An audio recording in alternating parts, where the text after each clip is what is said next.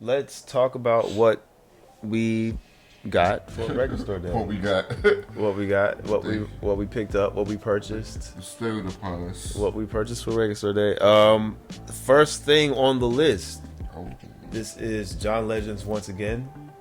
This is the 15th anniversary record store day edition, printed on gold, I believe. Gold. So first note, me personally, I'm a little over people using this color gold. I feel like we've seen this A few times this year.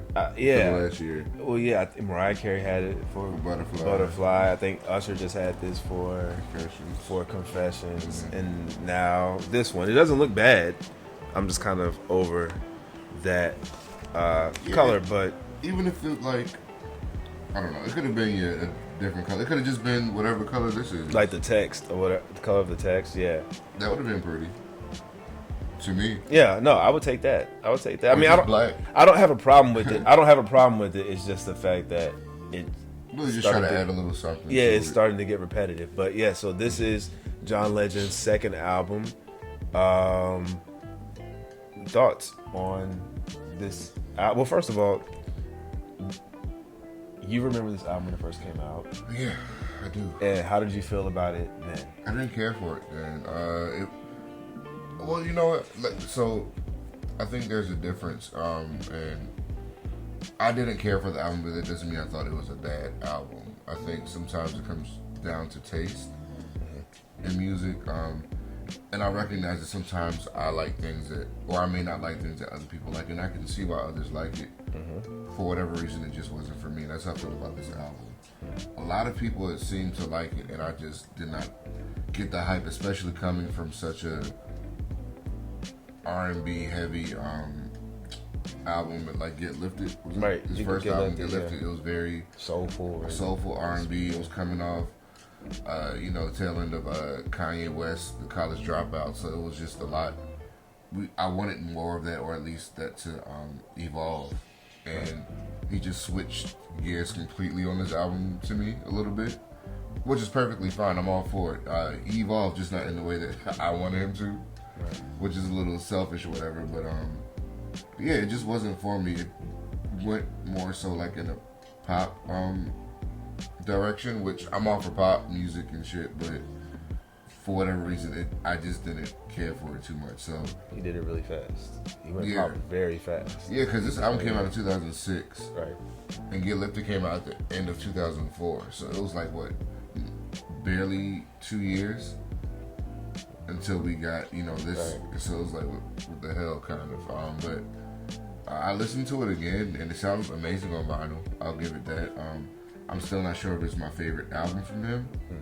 But I can appreciate it a little bit more now that I'm older. But I still feel the same. Whereas for Song Effort, I wish it would have just been a little bit more R&B heavy, or had a little bit more soul to it.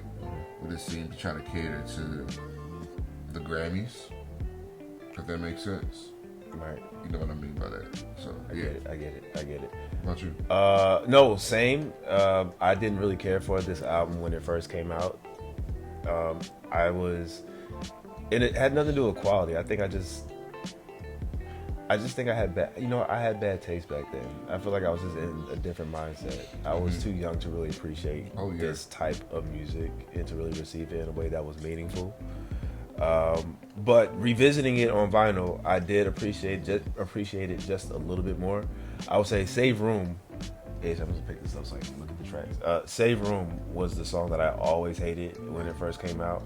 And I kind of had an attitude going in to listen to this album. For that to be the opening track too. Yeah, because I was like, this is going to be the first song. But it was surprisingly really disarming on vinyl. Like, I played it, and it sounds really good. I like that word, disarming. It was. Because you really, you have an idea of what you think is going to be like, and then you play it, and it sounds a little bit better. It's still not my favorite, but it's stuck in my head right now, actually. It's been stuck in my head all day since listening to it. That's why it was annoying when it first came out, because it is that catchy.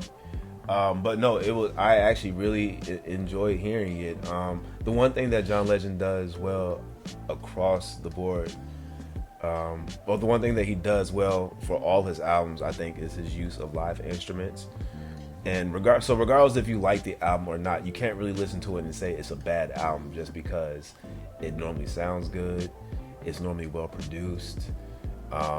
Like he has all of the traditional elements of a good R&B artist. It's just a matter of whether you like the final product or not. I think, or his voice, or his voice. And I think that again, that's another thing. I think that's been a big debate about John Legend since he started. Like some people just his voice is hard to get past. Yeah, and it's not that he sounds bad. I don't think anybody thinks that it's an acquired taste. Can't sing, but it's the way he enunciates certain things or the way he hits certain notes. It's just too dramatic for me. It's very dramatic. It's dramatic for at times that at times that's what gets on my nerves. Like I'm not even gonna do the songs don't call for that dramatic effect. And the crazy thing is, technically, he's an amazing singer. Like if you listen to the notes that he can hit, if you listen to how low he can go, all that stuff. He's a really good singer, but it's that extra that he does. Like, do it again. Do it one more time. Do it. Say "Room for My Love." Do it in. Say "Room for My Love." Like it's very like you got me up so high. It's just very. Yeah, it's just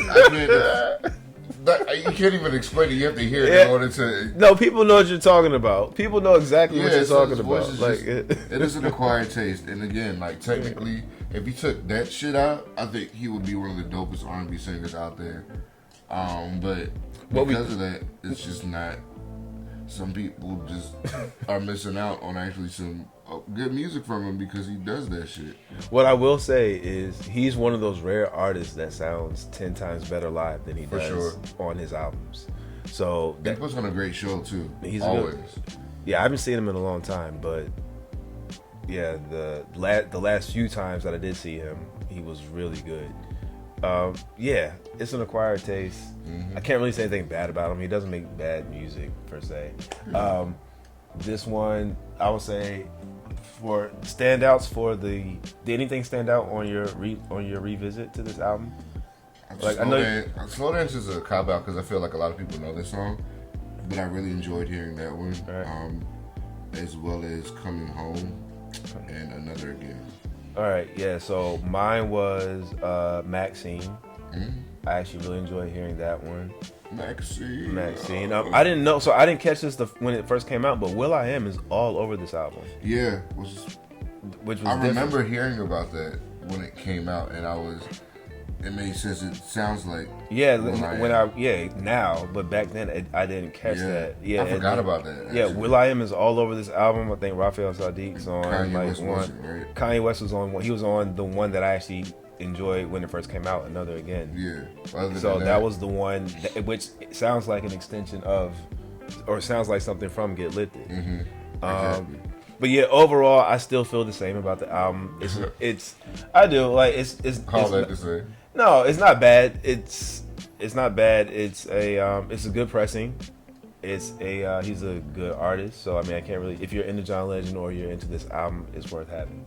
Yeah. So that was the first thing that we both received from. Quick random question: What would you say your favorite John Legend album is? Evolver. Yeah, that's fair. Evolver, and that's the one that has been. That's the one that actually grew on me. That took the longest to grow on me, but has been consistent since I've started liking it. With every listen. It's been consistent. What's yours? I would say Evolver. Well, Get Lifted has a special place in my heart, though. Evolver, I think, is his best, but Get Lifted is probably my favorite. It's probably because for nostalgic or whatever reasons, but Evolver is a really great overall project. He dabbled in a little bit of everything, yet it all made sense together. So it was progressive for him. Coming from this and Get Lifted to doing Green Light or Good Morning. Exactly. So that was different for him. So in terms of, I would say that's another credit we have to give to him in terms of creating different albums at different moments and not repeating material. You got to give him credit for that as well. Even just to, since we're talking about Love in the Future, the album with All of Me on it. Yeah. I think that song is so misleading for how that album actually sounds, because I think a lot of us were conflicted when we heard Love in the Future, because it was very weird. Like, it was very futuristic. You could tell Kanye West was all over it, but it was very different for him. Progressive again, but too progressive almost. But I really enjoyed that album too. So he does do a good job with. Well, up until then, I think he did a good job with evolving. I feel like as of lately, he's kind of just been stagnant as far as making music. But yeah, He's been pleasing the whites. wow. Yeah. Let's go to the next album, brother. Pleasing the whites. Pleasing the whites. You see.